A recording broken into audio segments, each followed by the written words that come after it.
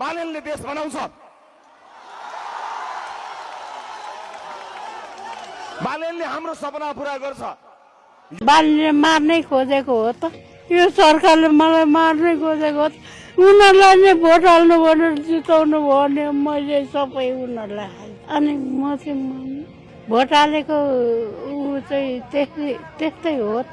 मेरो कोही छैन पर्यो।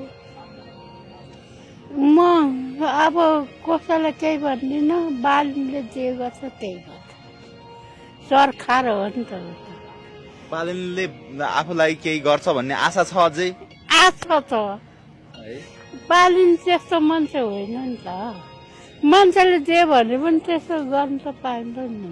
नयाँ मान्छेलाई हाल्नुपर्छ है भोट, अरूलाई हाल्नु हुँदैन भनेर त्यस्तो भन्यो। अरू कसैलाई हाल्यो, मैले घन्टीमा हालेँ, त्यस्तो गर्यो। 2टा भोट हालेको।